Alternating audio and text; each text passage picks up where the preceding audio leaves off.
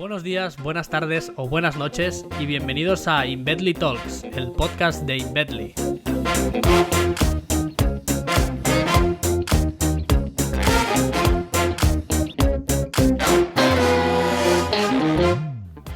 Bueno, pues ya estamos aquí y hoy estamos con un invitado, de hecho dos invitados, uno que me ayudará a hacer la entrevista que tenemos preparada para hoy y es un invitado que además repite, es Miguel Figueres. ¿Qué tal, Miguel?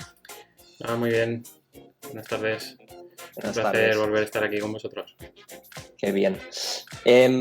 Antes de ponernos a hablar con Dani, que ya lo tenemos por aquí, me gustaría un poco que nos hicieras un poco de update, que ya nos hiciste en su momento en el último podcast, de cómo te va todo. Aparte de, me refiero sobre todo a Winner Odds. ¿Cómo va? Pues bueno, en agosto volvieron los torneos de tenis. Estuvimos registrando qué apuestas habríamos hecho durante ese mes. Todo parecía correcto. Y en septiembre ya pues volvimos a abrir el sistema para que los usuarios pudieran apostar. La verdad es que hemos tenido bastante mala suerte y septiembre ha sido un mes nefasto.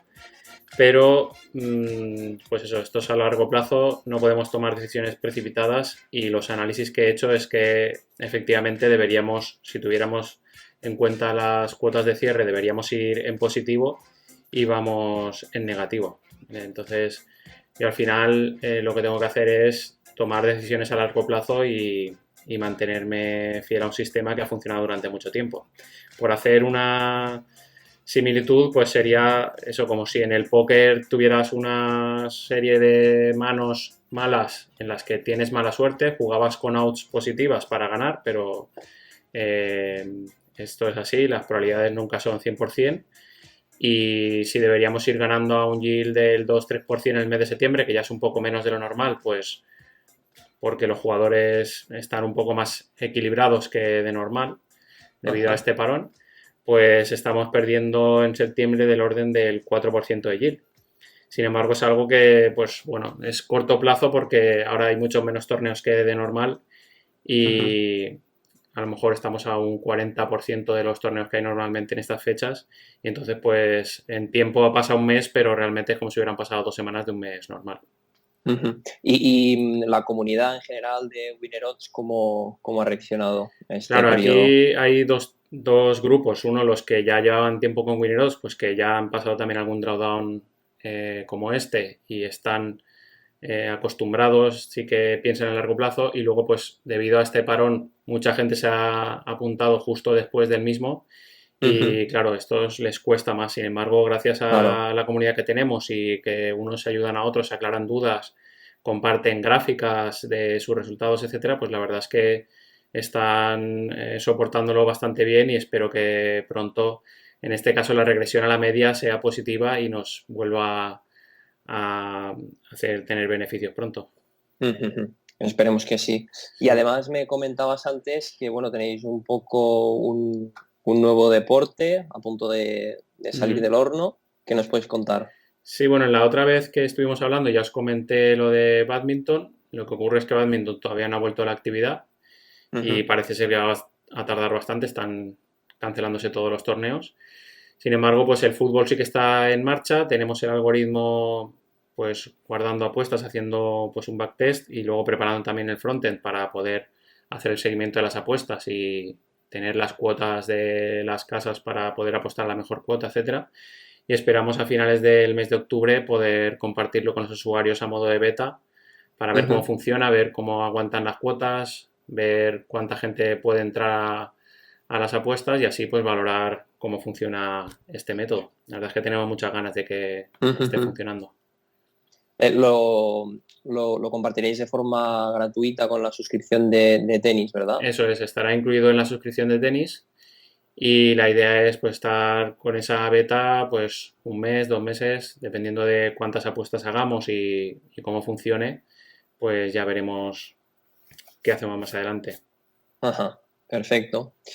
Oye, pues si te parece, vamos a la entrevista con Dani Muñoz que tenemos hoy, el gestor de la quiniela Q84.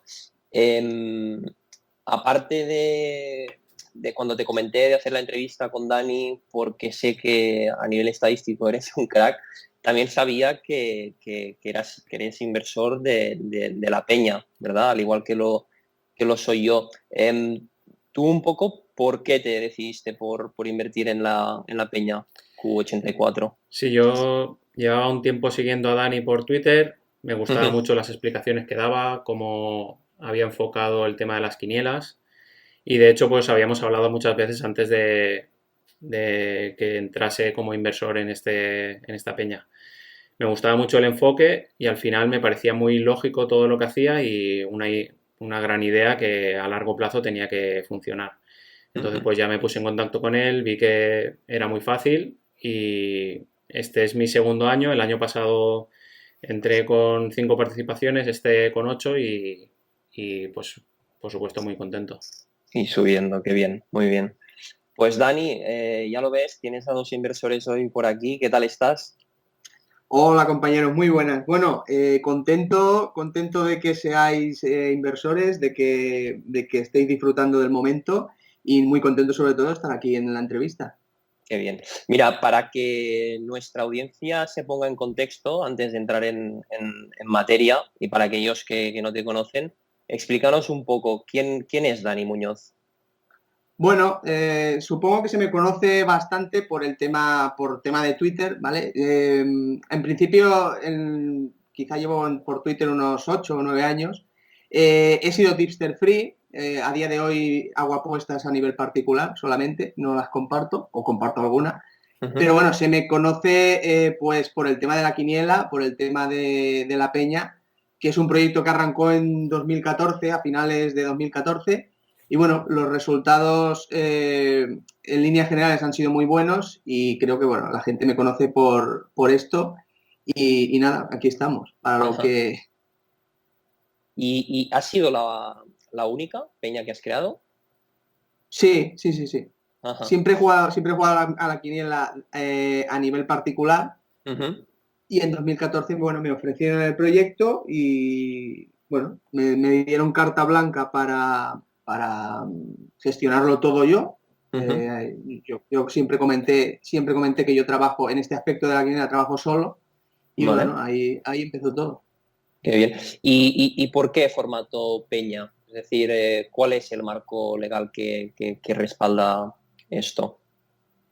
Bueno, a diferencia de las apuestas, en lo que es la quiniela hay algo que es muy interesante, que es el tema de las limitaciones. Aquí no vamos a sufrir ningún tipo de limitaciones. Es decir, aquí vamos a poder rotar toda la banca, vamos a poder realizar o apostar con el tamaño de apuesta que toca y no vamos a tener problemas de limitaciones entre comillas, ni de liquidez.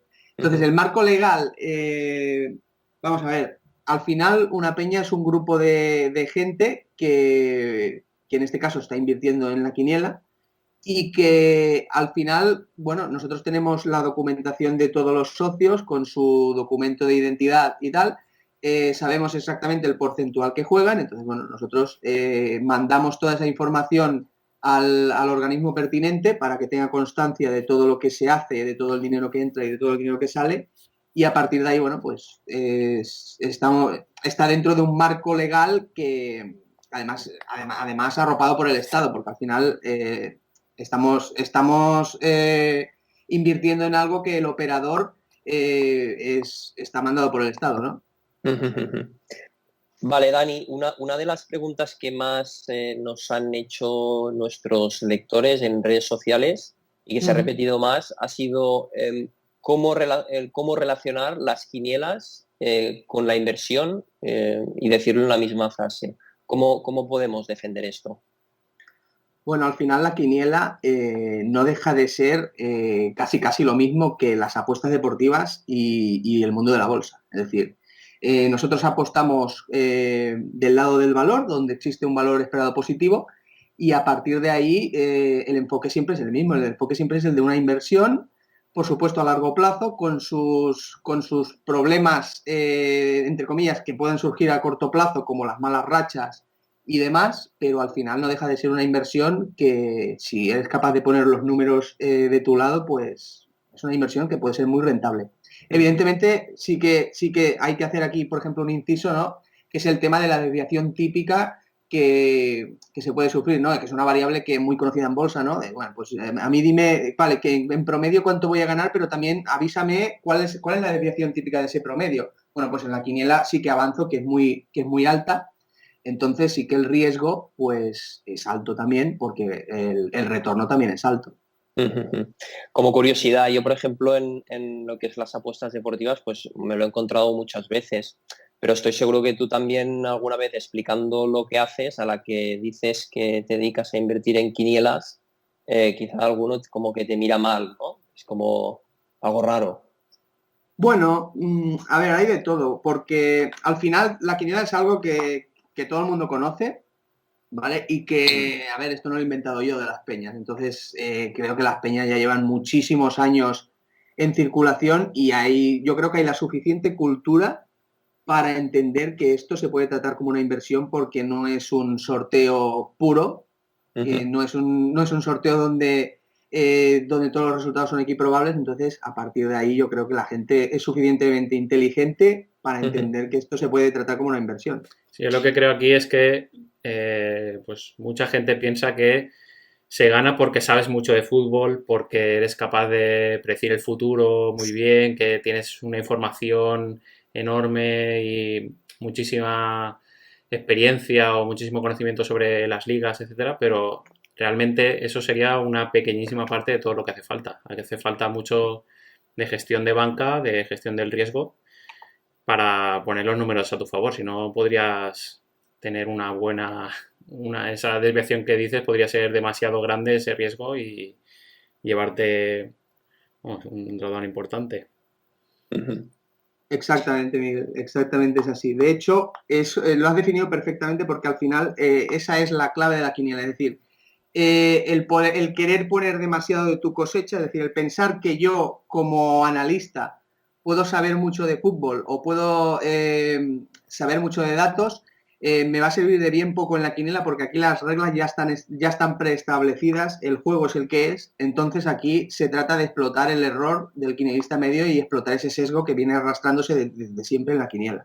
Vale. Aquí ya nos has adelantado cosas muy, muy interesantes, ¿eh, Dani? Si lo vemos desde el punto de vista del inversor, por ejemplo, que nos puede estar escuchando, a nivel de retorno-riesgo, ¿qué es lo que puede esperar alguien que invierte en la peña Q84? Mira, yo te voy a dar unos números, Neil. Por ejemplo, ya los que me conocéis, sabéis que yo normalmente cuando doy números los respaldo con muchas simulaciones también, ¿vale? Porque al final hace falta algo, es decir, cuando estás hablando de retornos, cuando estás hablando de riesgo, pues no se pueden lanzar palabras al aire tranquilamente, ¿no? Sino que tiene que estar todo respaldado, ¿no? Y argumentado. Entonces, por ejemplo, el retorno típico que se está obteniendo con el sistema Q84, normalmente en estas temporadas en promedio está siendo del 200%. Es decir, se está doblando la inversión inicial de principio de temporada y excepto alguna temporada que hemos estado por debajo o alguna que hemos estado bastante por encima. ¿Vale? Pero en promedio creo que teniendo en cuenta todas las categorías de premio, no solo 14 y arrastre, sino que también el famoso pleno al 15, ¿no? Que no podemos olvidar que existe, aunque yo no lo tenía en cuenta tanto en mis cálculos hace unos años, pero ahora sí, porque el fondo es grande, entonces pues al final hay que tenerlo en cuenta, pues es eso, un retorno que siempre supere el 160%, el 170, 180%, que se acerque al 200 es un retorno ya excelente. Riesgo, hombre, a mí más o menos me sale un riesgo que puedes tener, pues que en una temporada que entres en pérdidas, pues perfectamente, evidentemente, se puede acabar palmando el 70% de lo invertido, porque al final lo que hablábamos, que la desviación típica es muy alta. Pero una pérdida normal con un fondo grande, pues puede rondar el 20, el 25%. Es decir, acabar recuperando el 75% de lo invertido en una temporada mala. Vale. Por ejemplo. Vale. Otra de las grandes preguntas que nos han hecho, bueno, que se ha repetido, es, esta peña ¿De cuál es el tamaño del fondo de la peña? ¿Cuántos partícipes hay en esta peña actualmente? Bueno, actualmente con números así aproximados, porque no lo tengo listado, pero por números aproximados te diría que participantes algo más de 400 y el fondo actual de este año, de principio de temporada, era de 900.000 euros. 900.000 euros, que se dice pronto. Vale. Y si alguien, por ejemplo, se está planteando de entrar, ¿cómo lo puede hacer? ¿Puede entrar ya, hoy? ¿O tiene que esperar? ¿O cómo va? Bueno, es una pregunta bastante recurrente, sobre todo en los últimos días. Sí. No vamos a engañar a nadie. Está complicado entrar a día de hoy porque aquí si algo tenemos es disciplina y palabra, y la palabra mía es que siempre se le tiene que dar prioridad al socio actual y sobre todo a socios fundadores que desde el primer día están en el proyecto y han hecho esta peña grande, porque no solo es el sistema, no solo es Dani que aporta algo más, sino que al final somos todos. Entonces, entrar a día de hoy muy complicado. Yo prometo, porque mi tiempo también es limitado, yo prometo crear una lista de espera, como Dios manda, y que la gente se vaya anotando, y en función de los aumentos de capital que se vayan haciendo, que no sé cuál será el punto máximo donde llegaremos, que supongo que esa será otra de las preguntas, pues a partir de ahí, en esa lista de espera, pues intentaremos si se puede incorporar a alguien o no. Es que a día de hoy no lo sé. No te puedo contestar esa pregunta porque no lo sé exactamente dónde llegará el fondo. Vale, pero está complicado, es muy complicado entrar. Bueno, y además con tan buenos resultados, no lo hemos dicho y no lo olvidemos, hace creo 2-3 semanas cayó un pleno al 15, que no esté al tanto, pues ¿cuánto fue de premio bruto, Dani? Pues este último pleno, que fuimos únicos, es decir, fuimos únicos acertantes, pues 1.700.000 y pico euros brutos fueron. Increíble, qué bien. Vale, Dani, y otra pregunta que también creo que es interesante es saber cómo nos dices que desde el 2014 que se fundó la Peña, desde entonces, a nivel de rentabilidad, de resultados, ¿cómo ha ido? Por ejemplo, año a año, y alguien que invirtió desde el principio, actualmente, ¿qué rentabilidad ha acumulado? Pues mira, yo te cuento la breve historia. Mira, en 2014, con la temporada ya empezada, ¿vale?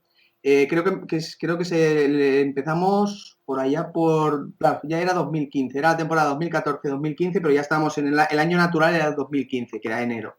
¿Vale? Entonces, bueno, ese año se acabó con un retorno del 105%, ¿vale? Acabamos de empezar. La idea todavía no estaba clara, aunque sí que el concepto, pero no la idea, sino no estaba todo montado. La estructura que hay hoy en día, pues evidentemente en ese momento no existía. Pero bueno, perdona, Dani, una cosa, el retorno del 105% es que te retorna el 100% y ganas un 5%, ¿verdad? Exacto. Vale, el para que no crea confusión. Vale. Sí, porque en la quiniela, perdona que te corte, en la quiniela siempre se habla de retorno.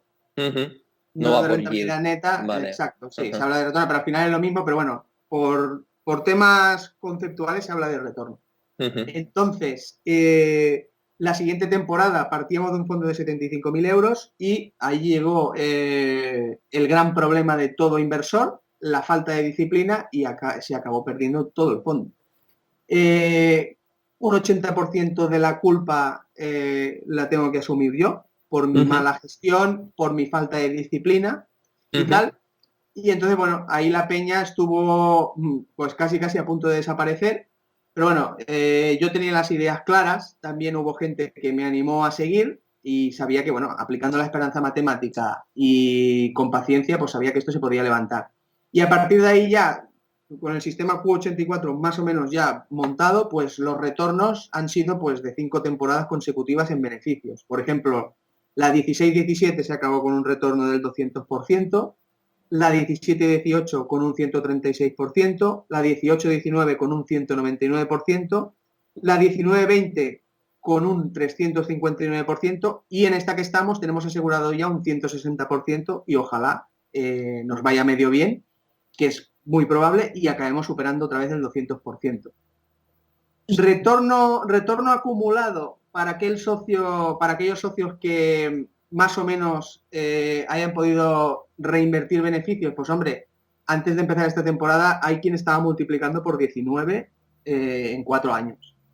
Buah, brutal. Claro, y aquí alguno también se preguntará a Dani, ¿qué gana Dani de todo esto? De tanto jaleo, de gestionar tanto capital. ¿Dónde gana Dani de esto? Bueno, mi filosofía la conoce de sobra casi todo el mundo. Yo soy una persona que si yo sé que un sistema es bueno y yo sé que puedo hacerte ganar dinero, pues evidentemente voy a pedir que me cedas el 15% de tu beneficio, pero no del como normalmente se actúa en el tema de las peñas y tal, donde se casca ahí al socio, ¿no? Un 10 o un 15% sobre premios.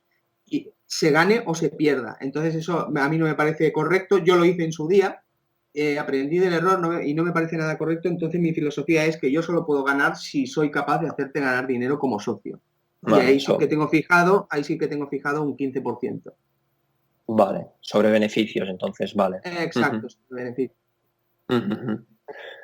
Vale, una de las preguntas también que han llegado es el tema de las apuestas online. Ha habido un auge, está claro, en los últimos años con la erupción de Internet y, bueno, las propias apuestas que primero pasaron de físicas a online.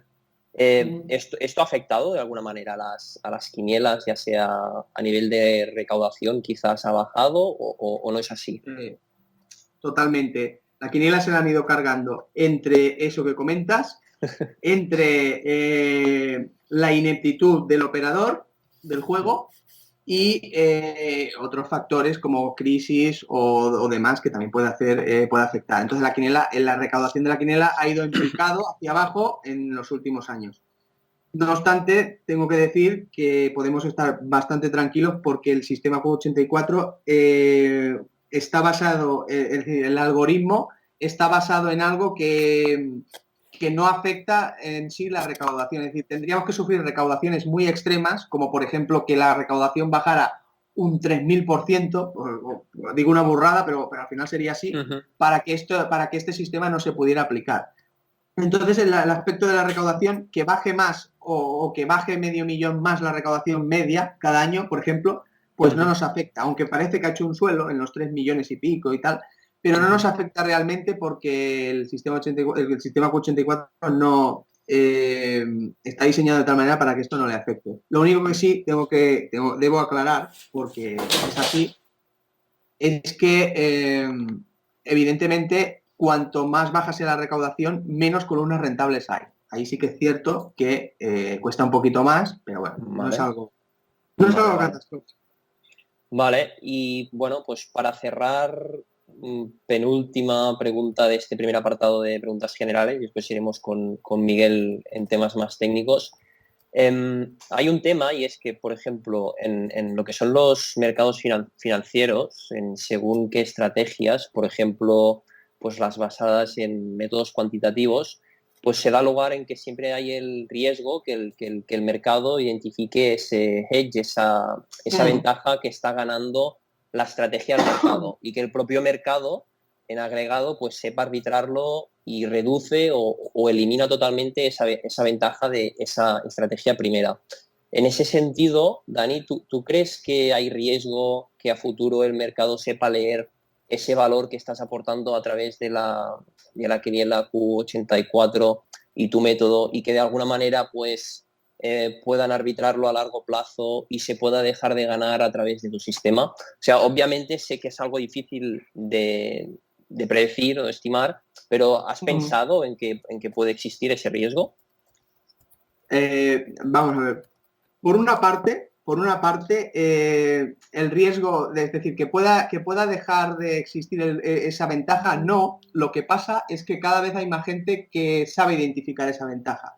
Otra cosa es que, es decir, la ventaja es fácil de identificarla. El problema es cómo gestionar esa ventaja. Entonces ahí sí que es verdad que unos pocos solo saben identificarla y actuar en consecuencia. Pero sí que es cierto que cada día sistemas que aplican la esperanza matemática, cada día hay más, entonces existe más clonismo. Vale, bueno, eso nos va a hacer, evidentemente, nos va a hacer perder rentabilidades a largo plazo. Nos va a bajar un poquito la rentabilidad. Pero por otra parte, lo que es el sesgo del quinielista medio en sí, yo dudo que eso pueda desaparecer nunca porque el quinielista es muy particular, es un juego tan particular y tan nuestro que yo creo que el sesgo, es decir, es tan fácil al final entender de fútbol para todo el mundo, ¿no? Al final la gente no nos tendemos a sobrevalorar nuestros conocimientos, entonces es muy fácil al final rellenar una quiniela, oye, pues yo sé esto porque yo me parece que esto, entonces ahí siempre hay sesgo y por lo tanto ese sesgo se mantiene. Y vamos, si tomáramos temporadas, yo tengo datos desde hace unos 15 años, pero si tomáramos datos de hace 20 y pico de años y pudiéramos saber probabilidades reales y las comparáramos con lo apostado de los quinielistas, veríamos que el sesgo está igual o más. O sea que, Sí, aquí hay un tema que muchas veces hay debate sobre él en Twitter y vamos, en el mundo de las apuestas, que es eso, que el wisdom of the crowd o digamos los movimientos del mercado siempre van hacia ser eficientes. Sin embargo, en este caso en concreto, en la quiniela, yo creo que hay muchísimo apostador medio con conocimientos parecidos, con informaciones parecidas, que no llegan a ser, vamos, todos juegan poco volumen. Entonces, digamos que no son muy eficientes y por eso, y además muchos se comportan igual, como tú dices, ¿no? Pues siempre tienen favoritos, siempre tienen reticencias a, no sé, a apostar a la X o a apostar al 2. Luego pondremos un ejemplo. Entonces, ahí hay mucho dinero poco eficiente. Sin embargo, en las apuestas sí que parece que el mercado siempre se va moviendo hacia unas cuotas finales más eficientes que son siempre más difíciles de batir que las iniciales, aunque las iniciales son las que ponen las casas que se supone que son expertos en poner esas cuotas. Exacto. ¿No? Pero al final, evidentemente, al final la sabiduría de grupos, ¿no? La que hace que en las apuestas, pues sí que al ser un evento individual, cada cosa es individual, pues ahí sí que la sabiduría de grupos, ¿no? La sabiduría de la masa hace que evidentemente pues las probabilidades implícitas al final al cierre sean buenas y de hecho, como bien sabes Miguel y como bien sabes Neil, son las que utilizamos contra lo apostado por los quinielistas. Bueno, eso es un spoiler de lo que vamos a hablar luego. De lo que vendrá luego. Sí. Sí, señor. Vale, y para cerrar este primer apartado, esta es una pregunta más mía, que a mí me encanta todo lo relacionado con la gestión emocional, digamos. ¿Cómo te has sentido tú a lo largo de los años, Dani, a nivel de gestionar capital de terceros? ¿Crees que has mejorado a nivel personal? ¿Has tenido baches? ¿Te ha afectado alguna vez alguna racha? ¿Cómo lo has llevado este tema? Pues es una pregunta que me encanta que me la hagas porque lo he pasado, por decirlo de alguna manera, jodido en muchas ocasiones, ¿vale? Porque al final eso es fundamental y yo creo que todo el mundo que maneje un sistema, sea de bolsa, sea de apuestas, sea lo que sea, cualquier trader, te va a decir lo mismo. Es decir, el sistema puede ser impresionante, pero si no existe la disciplina, la mente fría y la mente preparada para aplicar ese sistema, estás muerto. O sea, yo en la temporada, como ya te comentaba, 15-16, no fui capaz de gestionar mis emociones y me sentí como un auténtico, como el peor quinielista de toda la historia, vamos, es que no hay más. Entonces, a partir de ahí, pues me ayudó muchísimo el haberme equivocado, el haberme dado el ostión, el haberme arruinado y a partir de ahí, pues, cabeza fría y bueno, hay que gestionar las emociones como uno puede, aunque evidentemente somos personas y siempre vamos a estar expuestos a cometer errores que, bueno, más vale no cometerlos, pero bueno, siempre hay ese momento en que puedes estar expuesto a equivocarte porque no los nervios, pero bueno, sí el peso de la responsabilidad, como comentabas, porque al final gestionar cerca de 1 millón de euros de terceros, pues hombre, yo creo que todo el mundo, seas como seas, pues todo el mundo tiene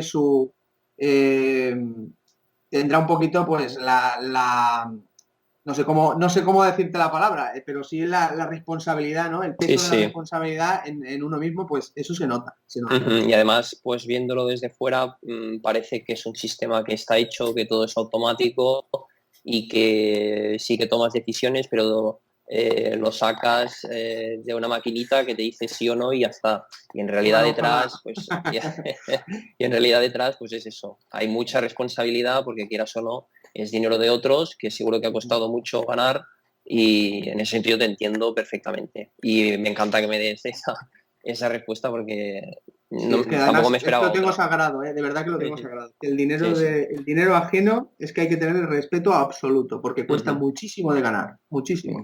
Ujú. Bueno, pues si te parece, le cedo la palabra un poco a Miguel y que nos introduce ya el apartado 2 con preguntas más técnicas. Ya entramos más en materia. Por supuesto. Sí, bueno, en esta parte, pues lo primero es tener un poco de idea, un poco de orden de magnitud de cómo de difícil es ganar a la quiniela. Antes Dani ya lo ha mencionado, pues que no todos los signos son equiprobables, pero si lo fueran, como por ejemplo en la primitiva o en otros sorteos donde solo interviene el azar, pues si fuera solo azar, tendríamos que ver cuántas columnas hay, cuántas combinaciones hay. ¿Vale? Entonces en la quiniela jugamos 14 signos y si no me equivoco, pues calculamos 3 signos, o sea, 14 partidos, 3 signos en cada partido, 3 elevado a 14, 4,7 millones de posibles columnas. ¿Vale? Y además, pues como decía Dani, ahora con una banca importante, con un fondo importante, pues tenemos en cuenta también el penal 15.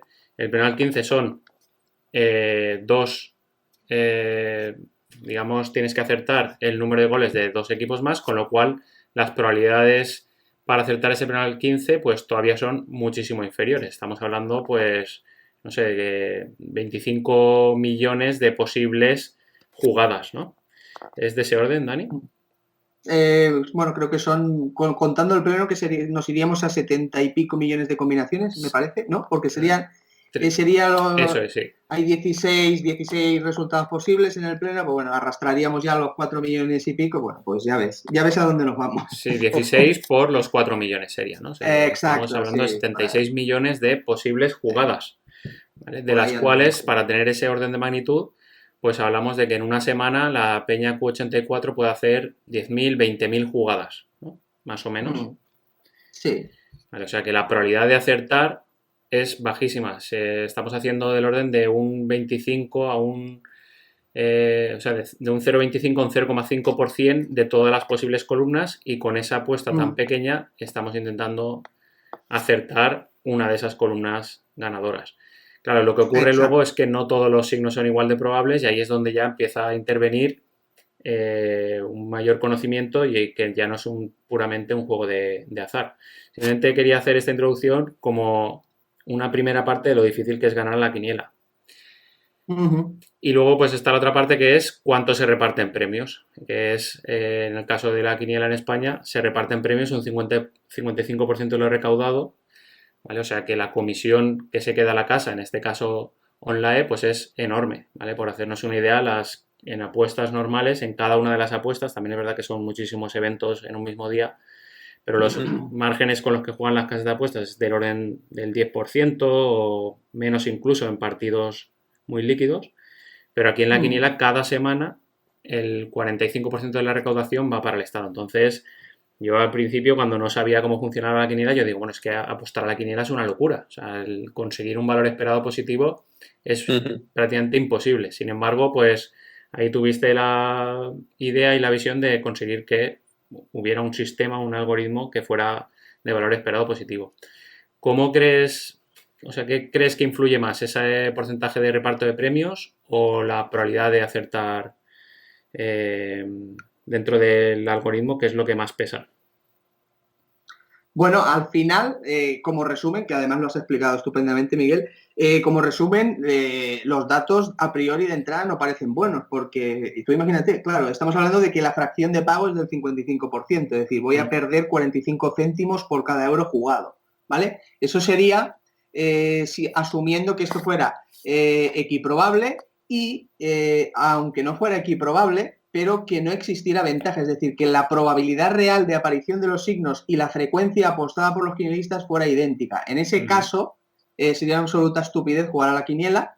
Evidentemente habría quien jugaría, como en todo en esta vida, pero matemáticamente sería ruinoso. Entonces, ¿qué pasa? Que el sesgo, como comentaba antes, es tan grande, que ahora lo explicaremos, que los sistemas pro-rentables son capaces de revertir esa desventaja de menos el 45%, ¿no? En este caso, y convertirlo en un sistema rentable. Entonces, bueno, ahí están los números de entrada. Entonces me decías qué pesa más. Por ejemplo, me comentabas si pesaba mucho el tema de la probabilidad. Claro, sí, al final la ventaja la consigues porque conoces mejor entiendo. la probabilidad de cada signo que ese apostante medio. Exacto, claro, nosotros al utilizar, no sé si lo hemos comentado, claro, aquí no vale que yo sepa mucho de fútbol o sepa mucho de un equipo o tal, porque aquí son 14 partidos, aquí las reglas vienen impuestas desde el inicio, por las propias reglas del juego, ¿vale? Entonces, ¿qué sucede? Que yo necesito saber, para cada partido necesito tener una terna de porcentajes lo más próximos posibles a la realidad, ¿vale? ¿Cómo se hace esto? Pues buscando evidentemente las cuotas de las casas de apuestas, donde sabemos que próximas al cierre son muy eficientes, pues esa probabilidad implícita se extrae, se confronta con la frecuencia apostada por los quinielistas. Luego pondré un ejemplo, porque seguramente mucha gente a lo mejor se esté perdiendo en el tema, pero nada más fácil que esto. Luego pondré un ejemplo, pues confrontando esto va a aparecerte una tabla de rentabilidad de cada signo y ahí vamos a poder ya tomar decisiones y vamos a poder hacer los cortes que se tengan que hacer, los filtros que se tengan que hacer. La idea fundamental es esa, es decir, sabemos que el quinielista apuesta mal, ¿por qué? Porque aun tomando el mismo grupo de apostantes, ¿vale? Si este mismo grupo lo pusiéramos a predecir probabilidades en eventos individuales, serían muy buenos. Lo que pasa es que la quiniela no es un evento de un partido solo, sino que son 14. Entonces, hay que ajustarse a un presupuesto y, por lo tanto, se cometen errores sistemáticos como es el de sobreapostar algunos signos, que luego lo explicaré porque ya veréis que será muy interesante con una infografía que tengo preparada de la última jornada que hicimos el pleno. Sí, pues muy interesante eso, cómo estimas esas probabilidades de cada signo. Al final, pues te están obligando a hacer una combinada de 14 partidos, que eso si lo hicieras en las apuestas, pues sería una locura. Al final las probabilidades de acertar son tan bajas que antes de acertar, pues te comerías un drawdown enorme. Sin embargo, aquí pues juegas con muchas apuestas o digamos bastantes columnas o suficientes como para que digamos tengas esa ventaja con respecto al resto de apostadores. Y luego, pues no sé si sobre el resto de peñas. ¿Consideras que tienes ventaja también que parte de ese dinero que puedes ganar con tu sistema proviene de peñas o el porcentaje de peñas que juegan es tan pequeño que no pesa suficiente sobre el total de recaudación? Yo verdaderamente no conozco el dato exacto ni aproximado de cuál es el porcentaje de peñas que puede haber en este momento en circulación. Que lo hagamos mejor que la media o que lo hagamos mejor que otras peñas y tal, bueno, pues los resultados parece que dicen que sí. De todas maneras, yo tengo absoluto respeto por las peñas que juegan como nosotros, porque yo no soy el inventor de la esperanza matemática aplicada a la quiniela, ni mucho menos. Yo soy un alumno de un gran maestro que me gustaría mencionaros su blog, que es Quinielandia, ¿vale? Si os pasáis por ahí, porque, bueno, el autor es Francisco Hernández, el que yo considero mi maestro en esto y del que he aprendido todo lo poco que puedo saber del tema. Entonces, ¿cuántas peñas puede haber? No lo sé. ¿Lo hacemos mejor que la media? Seguro que sí. No te puedo decir más. Dejaremos el blog en los comentarios si quieres, Dani. Sí, vale. es muy interesante. Vale la pena pasarse por ahí. Bueno, pues eso, ya vemos más o menos dónde está esa ventaja en tener más información sobre cuáles son las probabilidades de cada signo y luego ya pues tienes que, con esa información de qué probabilidad tiene cada uno de los resultados y cómo se distribuyen las apuestas o cómo se distribuye el dinero en el resto de columnas, pues tienes que elegir una estrategia. Estamos hablando de un método de valor esperado positivo, pero como decíamos antes, es muy importante la gestión de ese capital y elegir bien ese número de jugadas, ¿vale? Sabiendo que tienes ventaja, pues ¿cómo eliges el número de jugadas? ¿Depende únicamente del valor esperado que supongas en cada jornada? ¿O hay otras consideraciones como puede ser el bote o simplemente el que, pues bueno, siempre queda algo de valor y hay que jugar? Bueno, a ver, el bote tiene su peso, evidentemente. De hecho, hemos subido el stake. Cuando ha habido grandes botes, hemos subido el stake. Pero bueno, tampoco tengo un stake ahí que digamos, pues tengo un cálculo tengo un algoritmo que me calcula el stake exacto. No, estos son aproximaciones. Normalmente ahora en casi cada fin de semana estamos jugando del orden de 25.000 apuestas, siempre plano. Bueno, también es cierto que todas las jornadas que han aparecido de momento casi son idénticas, muy difíciles, una rentabilidad media, pero bueno, muy parecidas entre sí.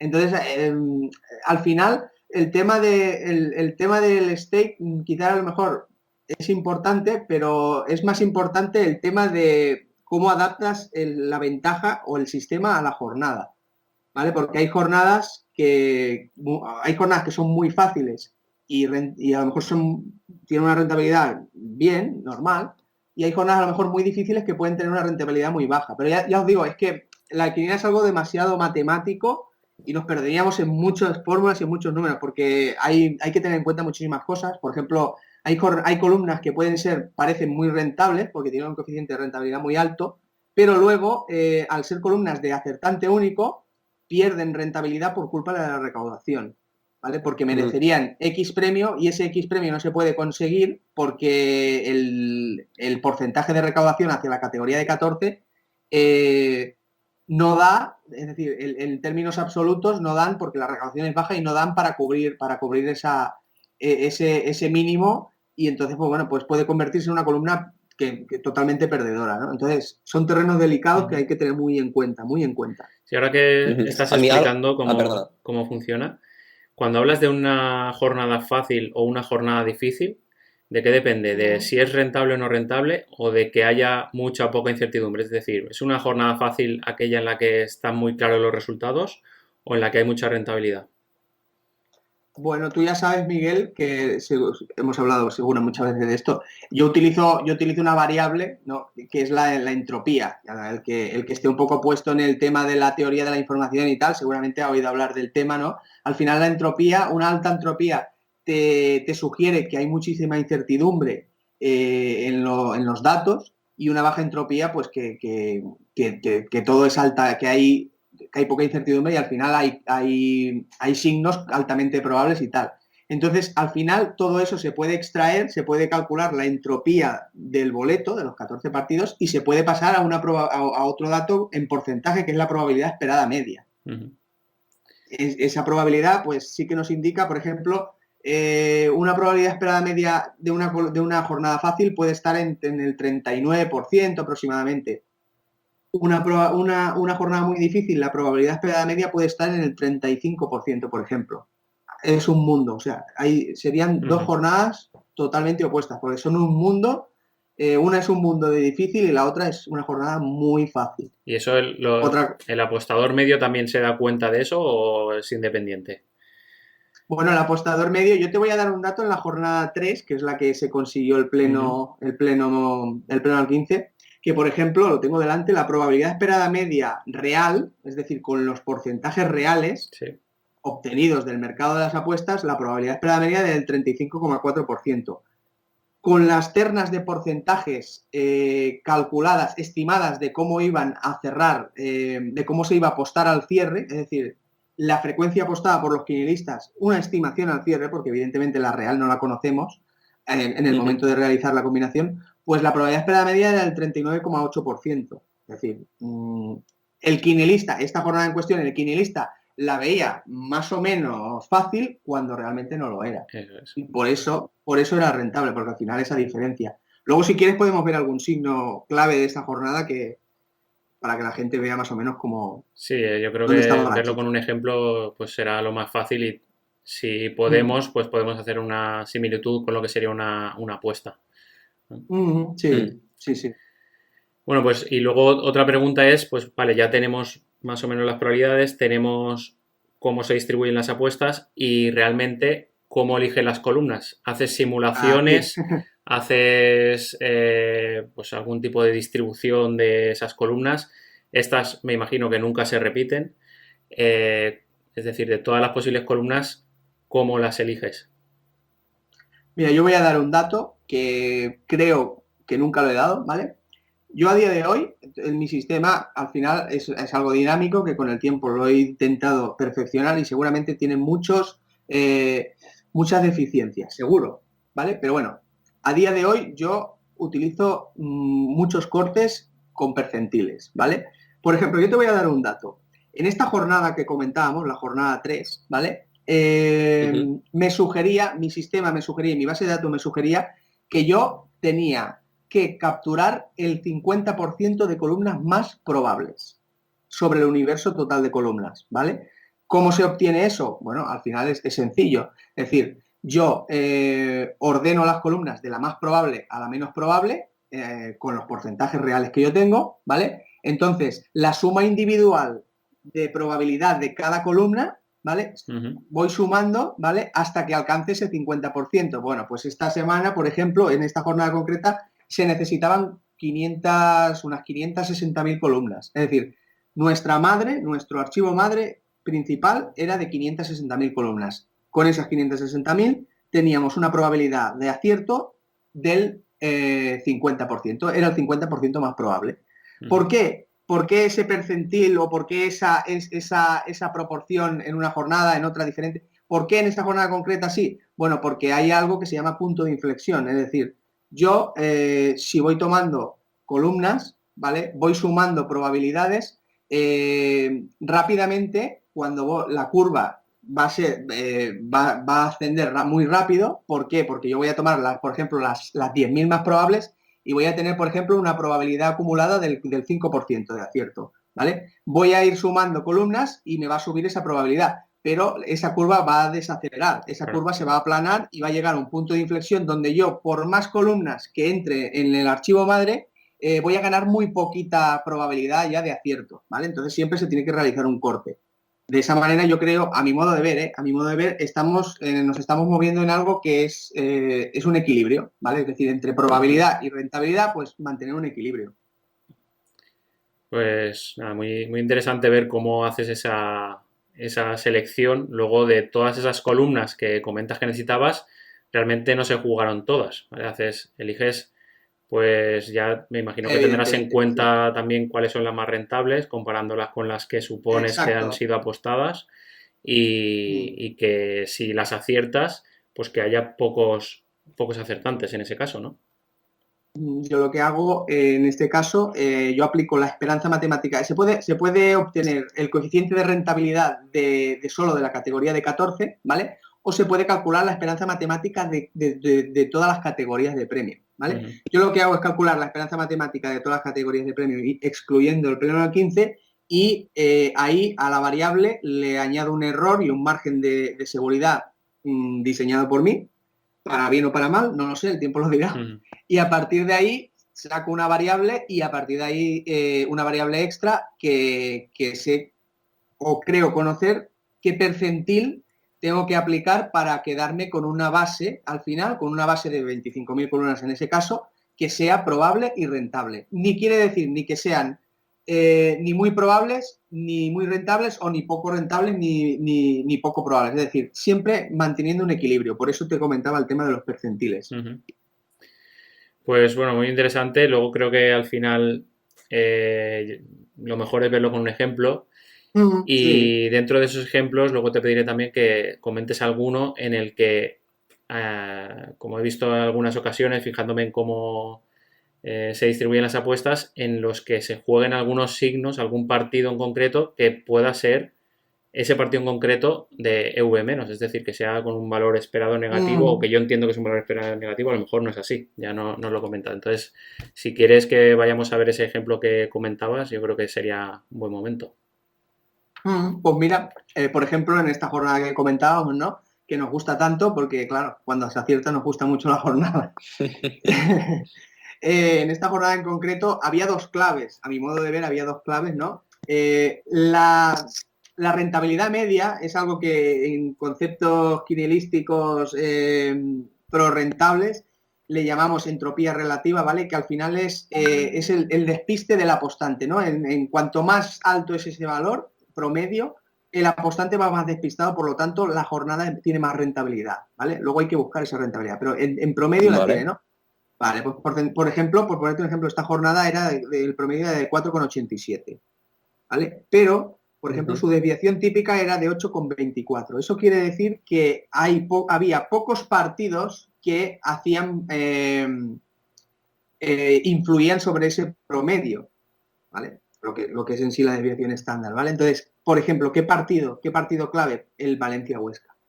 El Valencia-Huesca, el apostante, el quinielista, iba totalmente despistado en este partido. Se llegó a apostar más o menos el 80% de las columnas totales que se sellaron llevaban el 1 del Valencia en este partido. Y la probabilidad real de que el Valencia ganara, obtenida del mercado de las apuestas, no la digo yo, lo dice el dinero inteligente, era de más o menos aproximadamente del 44%, del 43,68 cuando yo capturé datos. Dinero inteligente, ¿te refieres a cuotas Pinacle? ¿Lo coges de Pinacle? Yo lo cojo de Pinacle, utilizo luego para eliminar el margen, utilizo la función logarítmica. Una función logarítmica que creo que me pasó Miguel, de un colega suyo con el que me consta que charla mucho. Entonces yo siempre lo aplico así.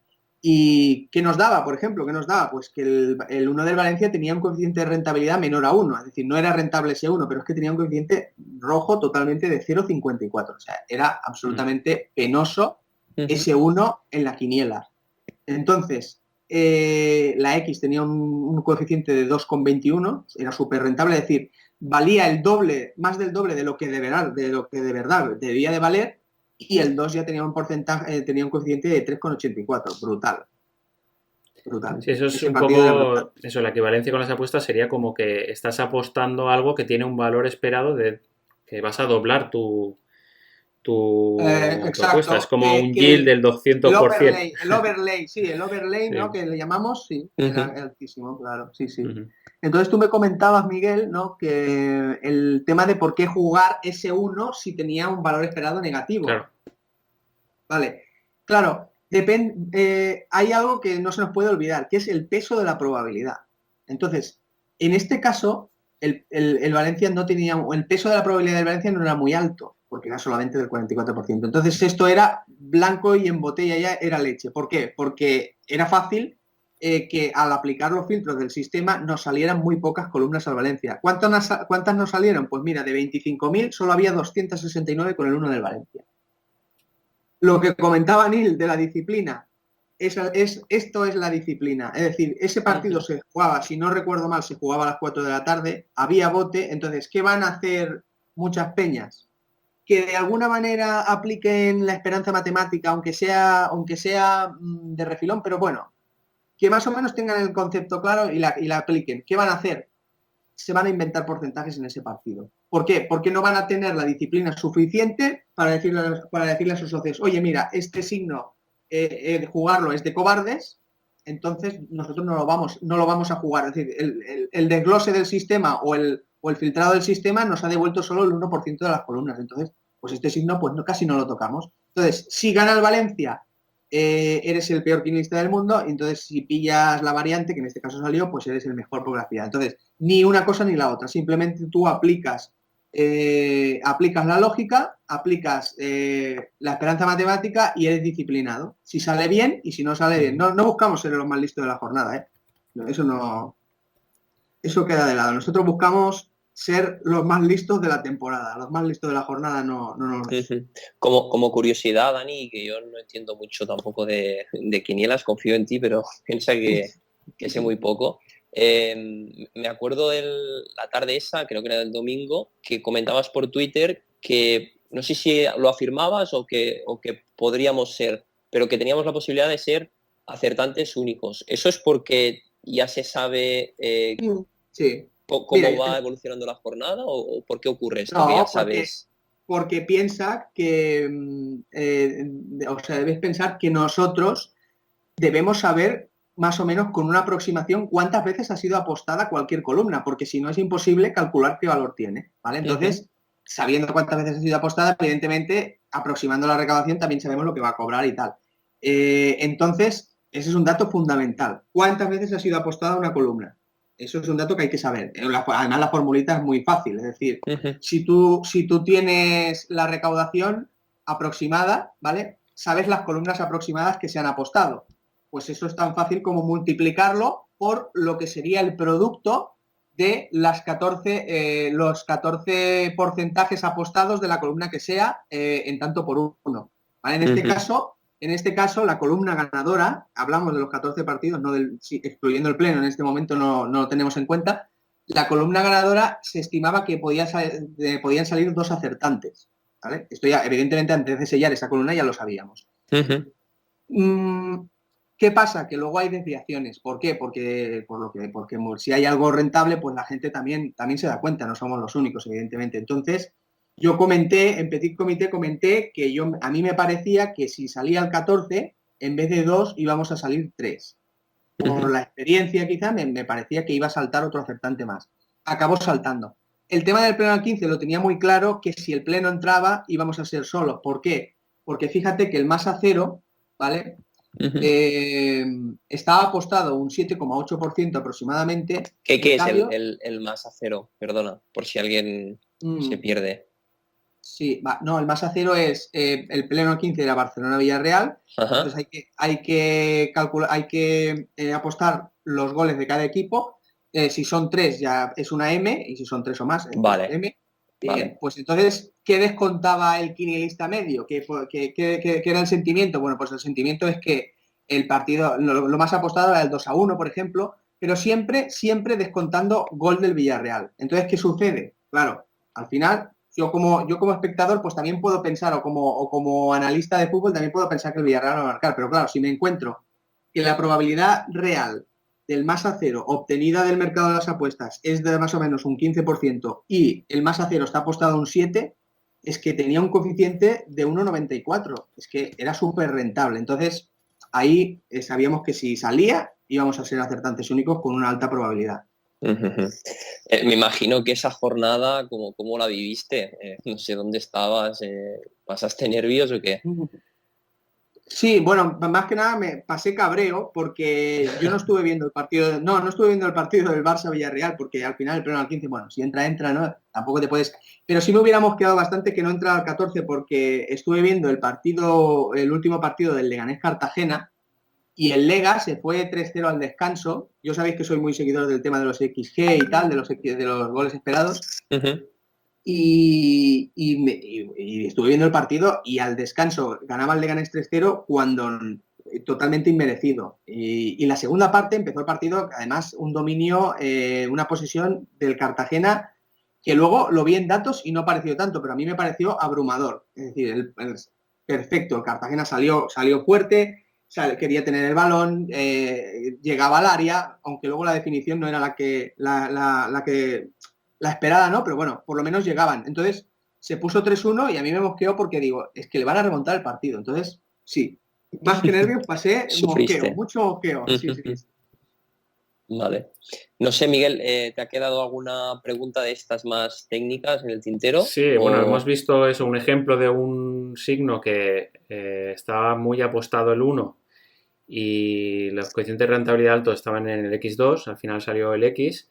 Pero puede ocurrir al revés, es decir, que haya algún signo que apuestes un poco, aunque no sea rentable, con el objetivo de, digamos, aumentar las probabilidades de acertar para que, pues eso, es como cuando apuestas a una cuota muy alta y metes un signo a una cuota baja, pues para, digamos, aumentar un poquito la probabilidad de acertar. Sí. Bueno, es que al final lo que comentaba del equilibrio, ¿no? Pero ojo, que yo no lo decido, que al final lo decide todos los cortes que se realizan en el sistema y todos los filtros. Yo cuando elaboro la quiniela no tengo puesto ni el nombre de los partidos, porque no me interesa, solo me interesan los datos. Por mucho que me guste el fútbol y por mucho que me guste analizar cosas, pero en este caso no lo tengo, ¿no? Entonces, Claro que lo hay. Por ejemplo, lo que ha comentado Miguel, ¿no? El partido Atlético de Madrid-Granada.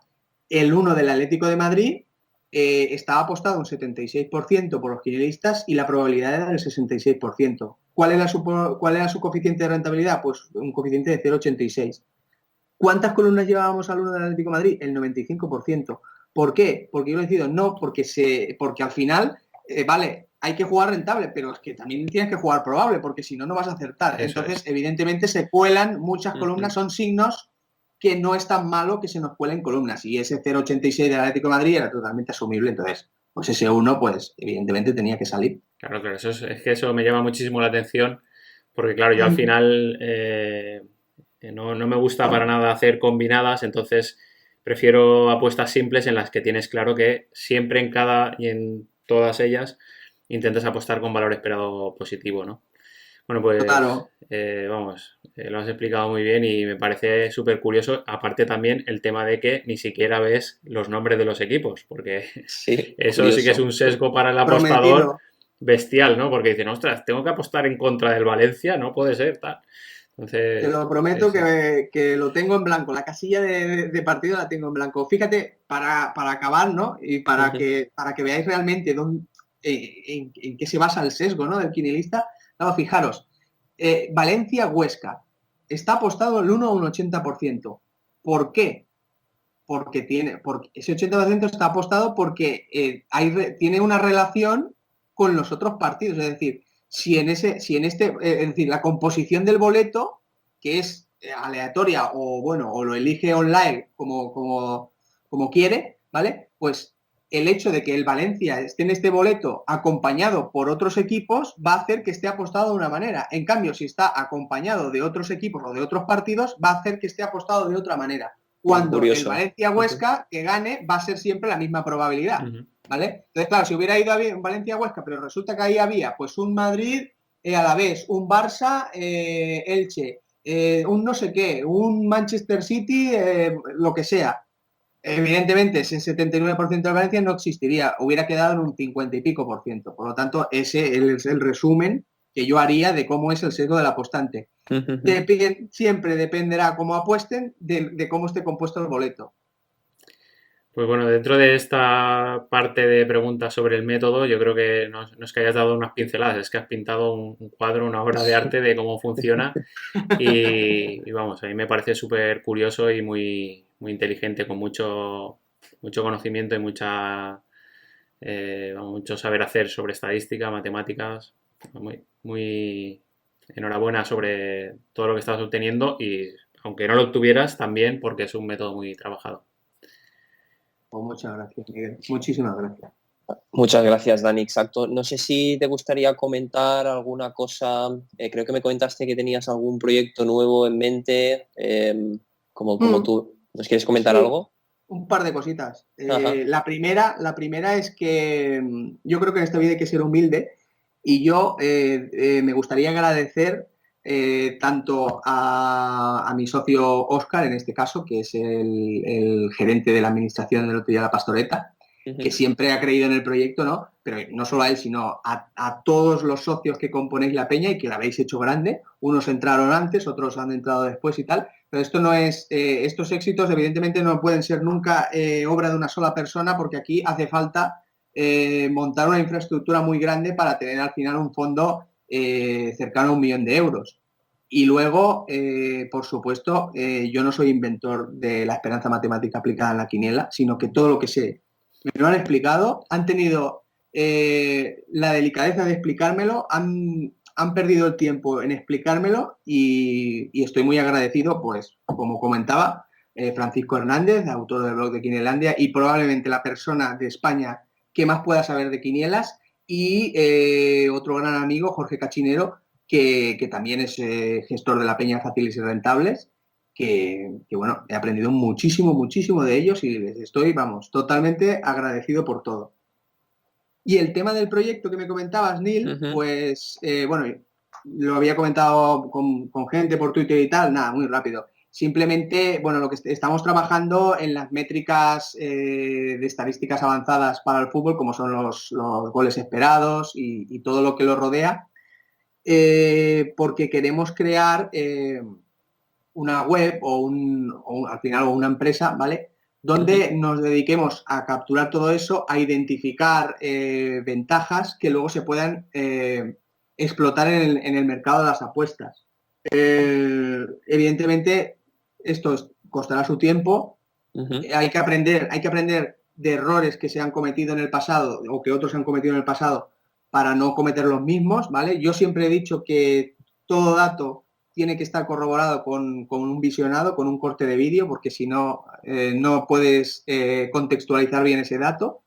Y a partir de ahí, pues nada, es un proyecto súper interesante que me hace mucha ilusión y estoy ya pues trabajando en él. Qué bien. Suena muy bien, imagino que aún está en fase pruebas, bueno, o testeándolo, ¿no? Pero ahora estamos en un momento, por ejemplo, que el tema de los XG, claro, el problema que tiene es que nosotros evidentemente trabajamos con proveedores de datos que son de pago, no son baratos, por cierto, pero bueno, eso. Entonces, ¿qué sucede? Que al final, investigando sobre el tema y tal, y escuchando un poco a los que saben y tal, es cierto que muchos proveedores de datos calculan los XG, al final son modelos al final es Machine Learning, ¿no? Y los modelos están muy bien y tal, pero hay muchas jugadas o muchos disparos que la probabilidad a mí no me casa mucho por el hecho de que no se tiene en cuenta, por ejemplo, la posición del portero, si el delantero va a disparar y está solo o está muy presionado o poco presionado. Incluso hay modelos que no tienen en cuenta el minuto del partido y el resultado, que eso es necesario para contextualizar el disparo, si no, no lo vas a poder hacer. Y hoy en día solo hay un proveedor de datos, ¿no?, que tiene en cuenta todo eso, que utilizan fotogramas y demás. Y bueno, está a un precio inalcanzable para casi cualquier persona por individual, ¿no? Entonces, pues nos estamos buscando un poquito la vida y tenemos hay dos personas que me están ayudando con el tema. Y nada, estamos recopilando datos y vamos a intentar crear otra vez un modelo de XG, pero desde cero, ¿no? Al final, y bueno, a ver cómo evoluciona. Ajá. Esperemos que súper bien. Pues Dani, agradecerte 1.000.000 de veces que hayas estado con nosotros este ratito hoy por la tarde. Yo creo que, bueno, yo ya lo sabía porque no lo sabía del todo, pero ahora más. Pero leyéndote a través del canal de Telegram, cómo te comunicas y viendo todo el trabajo que hay detrás, pues ya me hacía una idea. Pero ahora aún más. Y en ese sentido, felicitarte no por los resultados, que son fruto de tu trabajo, sino por tu tiempo hoy y por todo lo que nos has podido explicar. Espero que sea también interesante para la audiencia. Pues muchas gracias a ti, sobre todo, bueno, a ti y a Miguel. Y nada, muchísimas gracias, Neil, porque agradecidísimo de que me hayas dado la oportunidad de poder un poco explicar todo el tema y tal. Pues nada, Miguel, a ti también 1.000.000 de gracias y haremos otro update de Winner Odds más adelante. ¿Te parece? Perfecto. Vale, pues gracias. nos vemos a todos y un saludo. Adiós. Un saludo. Chao.